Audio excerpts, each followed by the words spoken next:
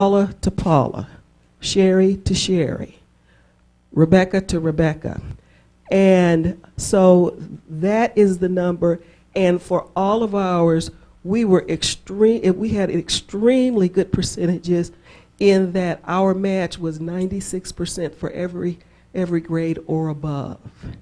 And so that's really, really good. So we can see across here in the reading and math, and there's not a third grade there because they don't test in the second grade, so there's nothing to match it to. But these are the percentages. But then I'd like for you to take a look at this. This is how we compare in the movement to the state. And on this, we're in the blue, and the state is in the red. So you see, we are head and shoulders above the state in many of the areas in making sure that our students are moving. Doesn't necessarily mean that they're at proficient yet, but we're pulling them up from the bottom, and we're moving them into the direction where they should be.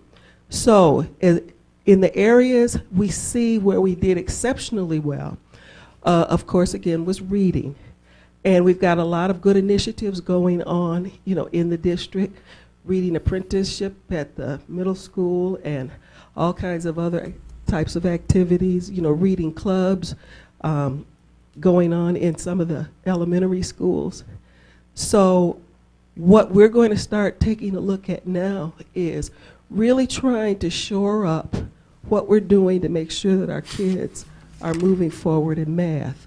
Another data point we're going to be taking a look at is the NWEA and comparing, because we do that test more regularly. This is a once a year. So by looking at the other one, we can see, are we starting to make that movement that we want to make? And then we can start making those adjustments. If you think in terms of, your GPS system, when you start down the road, if all we worked on was MEEP, we could be trying to get to Ann Arbor and end up in Mount Pleasant and not know it until we got there. But using other tests, the NWEA and the informative assessments that we're putting together, we'll be able to make those adjustments as we go along to make sure that by the time we get to MEEP next year, we will be able to see some good consistent gains. So, and then one of the things, as you see, we did an exceptionally good job in reading, and the governor has proposed a performance incentive, and we are on target, and we seem to be en route to being one of a few districts in the county who may be eligible to receive. And it's a monetary support, so that's a good thing. So we're looking forward to that coming up. Does anyone have any questions? And forgive me for sounding so. You need some water? I really got some. And cough drops too. Okay. And I don't want to, usually I want to come and hug everybody, but I'm not going to hug you tonight. Thank you. Okay. Thank you. I'll take it from a distance. So let me just summarize, because I know Dr. Daniels is a little weak in the voice tonight, but a couple of things to take away from this. One is, of course, with the new cut scores, those new cut scores reflect students who are on track to being college ready. We were never measured that way before, so the bar is higher now than it used to be. We understand that, and I think everybody at this table understands that that means initially fewer kids are going to meet those standards, but it's still a worthwhile standard. We all want to see and need to know, how the number of kids that we're preparing for college and career-ready positions after they graduate from high school, and that's what this data reflects. The other thing, as Dr. Daniels pointed out to you, is we couldn't directly compare last year's proficiency to this year's, because it would be like comparing apples to oranges, because the cut scores changed. So Dr. Daniels used the scale scores, which are the same from year to year. So in other words, if it was a 400-point test, how many students scored 230 or higher, or how many, that part hasn't changed from year to year. So that's a more fair comparison, and that's what she was giving you. In particular, in the last part of her presentation, when she was saying this is probably the most important thing to us, is how many of our children are either maintaining proficiency from year to year. We certainly want to see them get better, and how many of the students who were not proficient last year made good progress toward being proficient this year. And that's another key piece of data, and those were reflected in the last couple of slides that she showed you. Very important, and it's very healthy for us to see that. And we think, based on some preliminary calculations from Wayne County RESA, that will likely make us eligible. The governor has not finalized exactly how you're going to qualify for best practice, but based on the information they've been giving us thus far, and our friends at RESA have made some preliminary calculations. And it looks like we're in a pretty good position to qualify for the reading best practice money, which is $30 per student. Right now, it doesn't look like we're going to qualify for the math. And you saw, we didn't make the gains in math that we made in reading, but we're going to roll up our sleeves, and we're going to do better next year in math. We know where we need to work. Thank you. Thank you, Mrs. Thomas. Yes, Mr. McLaughlin. Thank you. The state scores that we released, the state did compute the previous tests as if they were based on the new cut scores. It's not as rosy of a picture as what we just saw. What happened in math? How did we lose over 10% scoring in math? We have poured millions of dollars into the middle school. We're proving the axiom, you can't throw money at a problem. That wasn't rhetorical, that was an honest question. What happened in math? Well, first of all, we didn't throw millions of dollars at math, but we did see significant gains in reading at the middle school.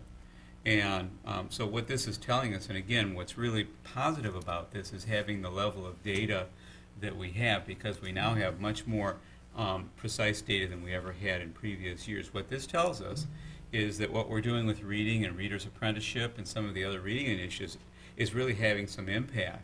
What we're doing with math is either what we could term a lagging indicator, meaning it's going to take a little longer for it to show impact, because you have to remember our students were assessed in early October this year. All right, last year was the first year of the grant, so teachers were learning, teachers were going through professional development, but it's not like teachers started last year hitting the impact stage. With anything, you need to give people time for learning. So one thing that we're anxious to see is in fact, Dr. Daniels and I were talking about this earlier, is our MAP test data specifically for math for this year. So we've given that MAP test twice this year. The third administration is April or May. And we're going to be looking real carefully at the student growth in math this year, the second year, when teachers should have that down. So I can't give you a real precise answer because we haven't had enough time yet, but I know that we're putting a lot of energy into monitoring that too, because we're also curious. But to say that we're throwing money at a problem that's not working is really not true. It is working in some areas, and we're struggling in other areas, and this is a people business. That just means we need to roll up our sleeves and either try harder or change strategies a little bit, and that's what we're looking at. We just had a meeting with our key teachers and administrators at the middle school and all of the providers that we're paying those millions of dollars to. We had a meeting with them about 3 weeks ago because we're really halfway through that grant. And the purpose of that meeting was basically, in fact, the meeting was called a reality check. We need to kind of take a look and see what's working and what's not working and what we need to change. So we're not taking this lying down, we're taking action. Thank you. When can we expect to get the data that shows the scoring of the subgroups? We can give that to, we have that information. Okay, because I'm reading our first goal here that says by 2012, 80% of students in the district will score proficient category or above on state reading and math tests, and there'll be no gap between the performance of students of different ethnicities and or socioeconomic status. And those are supposed to be non-negotiable goals. So, Madam Chairman, I'd like somebody to explain to me, when we get that data, what non-negotiable means. The only other question I have, which is directly relative to the middle school and the SIG grant, is probably a question for Rebecca. Is there a way that you can compile for me the number of clock hours we had substitutes in the building? Whether they be long-term subs or subs for professional development? For this year, for all years of the SIG grant, Preferably for this last school year. this last school year? So 10, 11? Yes.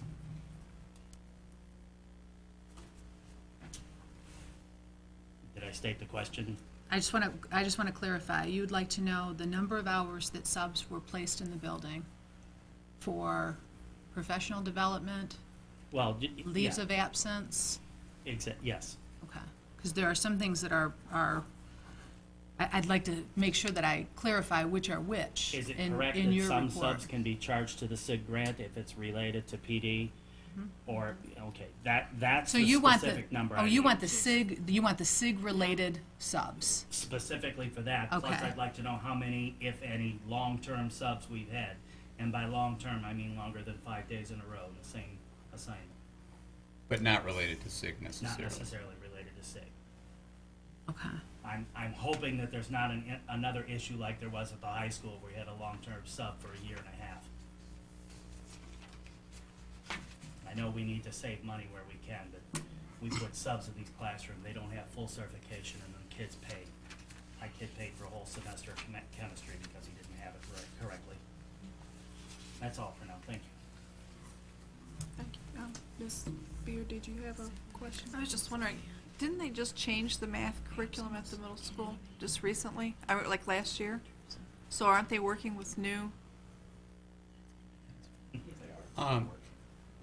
No official curriculum change has been adopted with math at the middle school. However, the focus of their professional development related to SIG is curriculum that kind of goes a little bit deeper than what they've taught in the past. So the focus of their professional development at the middle school is on teaching more conceptually oriented math, and that's what the teachers have been getting the coaching and the in-service on.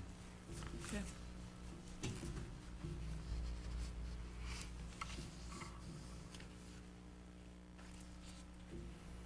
Okay, any other questions? I just had one quick one in regards to the comparison for the MAP scores. Can we get an update on what those are when you comprise them? Thank you.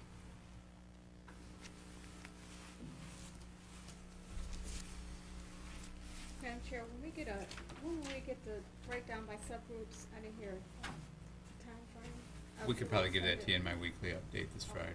All right, thank you. Thank you, Ms. Berkeley. Any other questions? Okay. Next item C, reinstatement question for student 2000-4159. Madam Chairman, Mr. McLaughlin. I move the Board of Education accept the recommendation of the School Reinstatement Committee to deny reinstatement of student number 200-4159 to Romulus Community School. Support. Moved by Mr. McLaughlin, supported by Mrs. Buckley. Any questions, anyone? Okay. All in favor? Aye. Opposed? Motion carries 6-0. Okay, about 3 weeks ago, we had our on-site visit for Title I. As you know, the district receives over $1 million a year in Title I funding. And what the State Department now does is they kind of randomly select districts to visit and do a very thorough viewing and assessment of all of our Title I programs and how we're spending our Title I dollars. They look for things like if we say we bought computers, they want to see where those computers are. They also look at programs. They want to see that the programs are that we're using are meeting the needs of our kids, and they also check people who are billed to the Title I grant to see that they're actually working in Title I functions. Again, Dr. Daniels was in charge of preparing the district, and I have to say we're blessed to have had her arrive before that, because we all learned a great deal about Title I from